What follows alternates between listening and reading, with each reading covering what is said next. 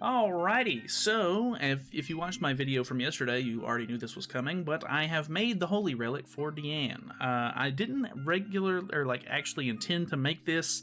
I did think it was a very cool relic. I love the way that it looks. It's actually one of the coolest relics I've ever seen. Just purely being honest, I love like space stuff and everything, and it looks awesome. They're the Nebula gloves by Guningagap. Who I've definitely heard that name before. No idea who he is though.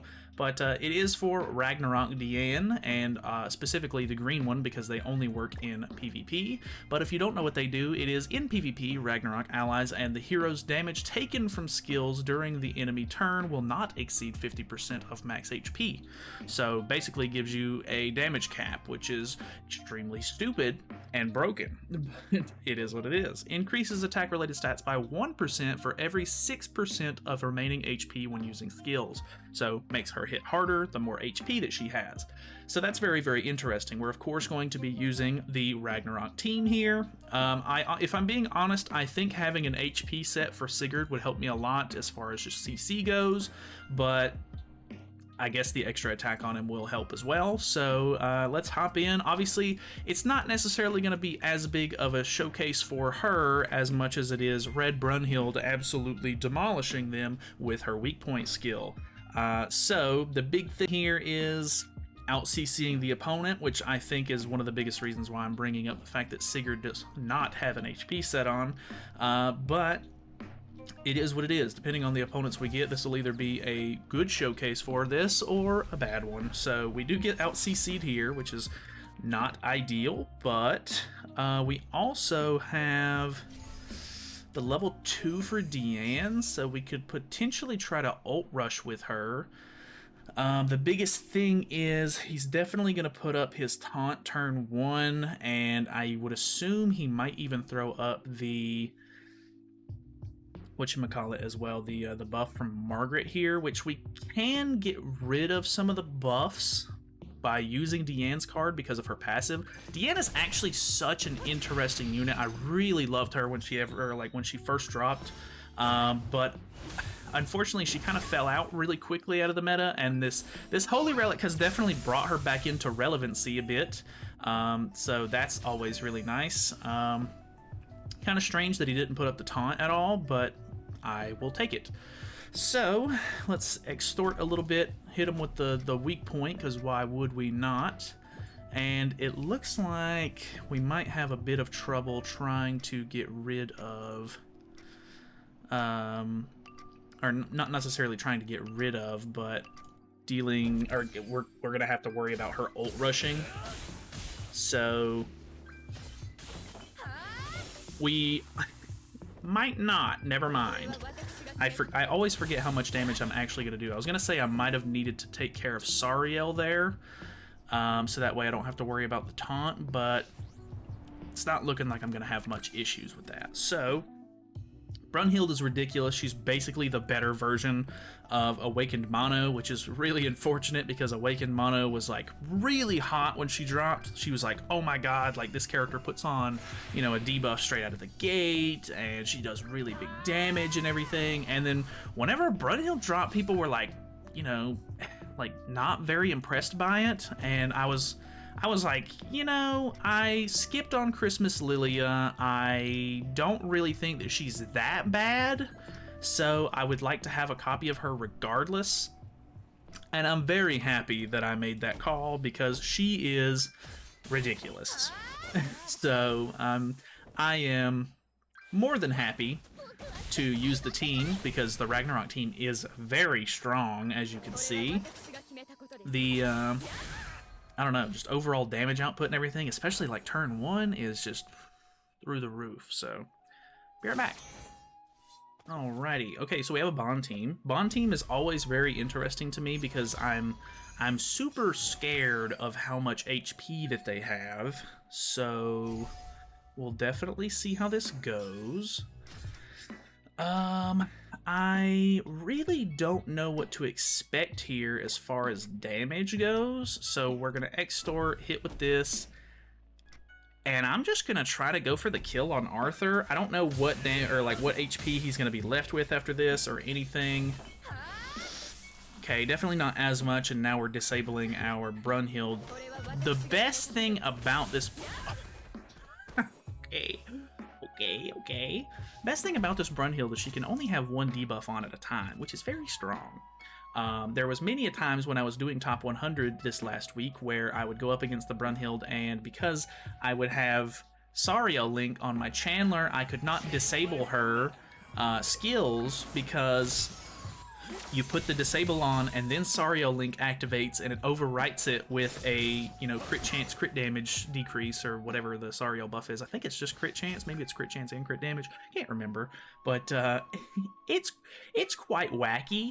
There were definitely times also where I could not encroach because the encroachment would get overwritten and I would do less damage than I was anticipating, and that was very not cool. So, very strong team we have here. Yeah, I guess let's do it like this, maybe. Well, it's gonna do it for me. Maybe I should have done it the other way, so that way the weak point did more damage. Dude, it's ridiculous.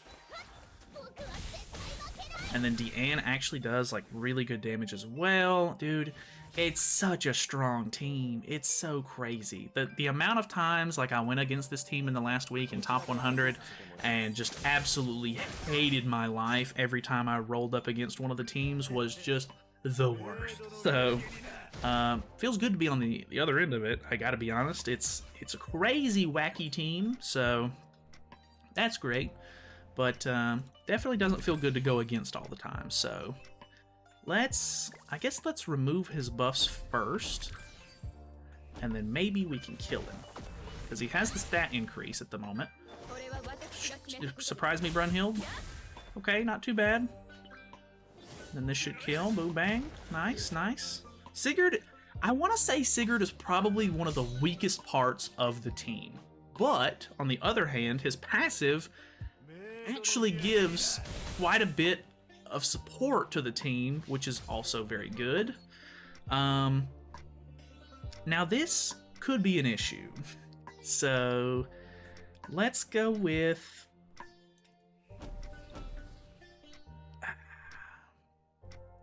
Maybe I extort first, because I don't have a way to take off ultimate gauge. So maybe the extort will help me survive.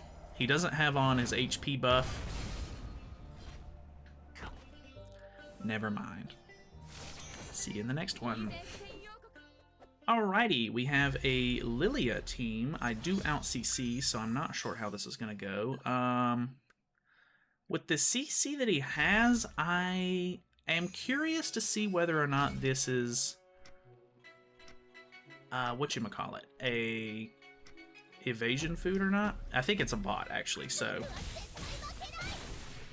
okay, just being safe, I wanted to use a card just in case it was whatchamacallit, you know, a bot, like a CC or a evasion food, dodge food. God, I can't talk. I don't know. This team legitimately just feels like a cheat code. Like it feels like it's not how the game should work, but it all melds together. This team has so much synergy, it's ridiculous. And I know that a lot of people actually end up using Ragnarok Bond in the back. That's definitely a pretty common one, but I'm missing basically all of my attack pieces on Ragnarok Bond. Like that Bond just I've never invested into, because why would I, up until Ragnarok Bond's release? So I never really did anything with it. Let me actually try to do type advantage here instead, so that way I get a little bit more damage off. But yeah, I'm missing quite a few cosmetics on him, so his CC's a lot lower. He's only 1/6. He does, the way that Brunhild's passive works is she gets 12% increased basic stats, I think it is, per Ragnarok characteristic unit, and he does fit the criteria, but with her already putting 2 debuffs on every character at the very beginning, Zeldris' passive ends up coming out, I think 2% higher. So instead of 12%, I think I get 14 or maybe even 16% at the very beginning of the match once I put on the extort, if I'm not mistaken. Actually, I think once I put extort on, it's like 24% basic stats, so it's even more. So I have him a lot more invested into. He actually works very well, and yeah, I don't know, just works out a little bit better for me and my preferences. So, oh no. Alrighty, what do we got? Okay, this could be an issue. I wonder if... Actually, it'll take my debuffs away.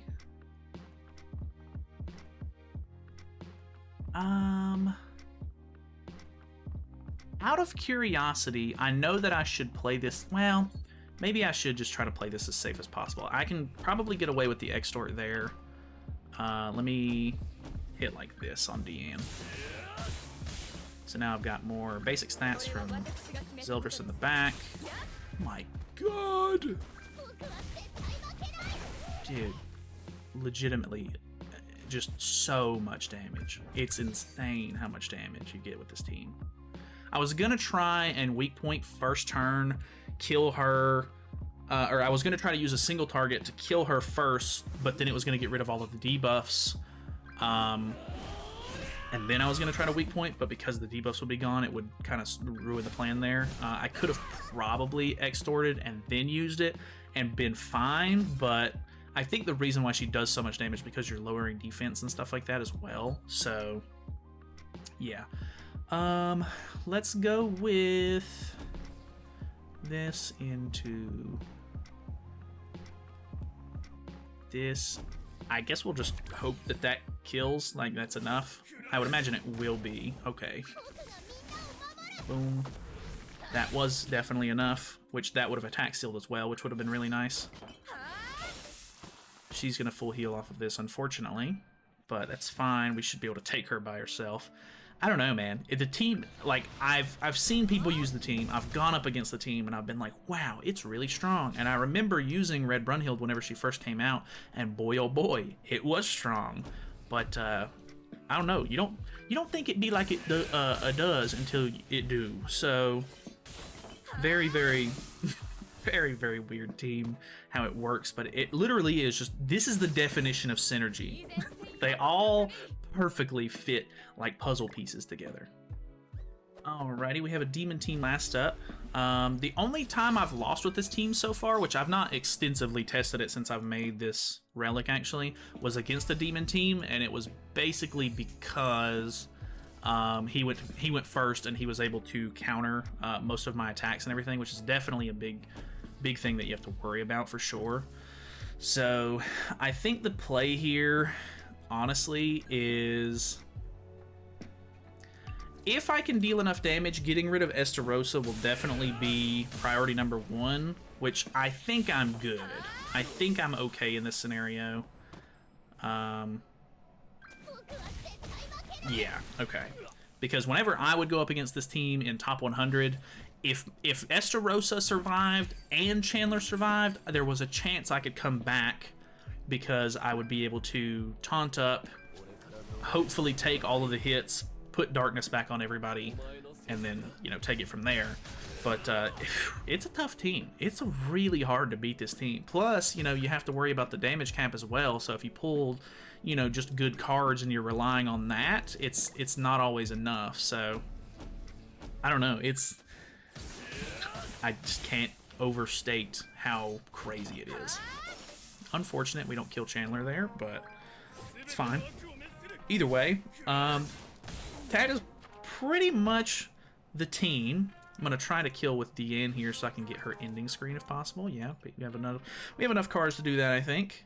But boy, oh boy, it's a rough one. I'm sure if you've gone up against this team, you know how ridiculous it is. So that is gonna be it from me. Thank you guys so much for watching. I really do appreciate you guys a lot.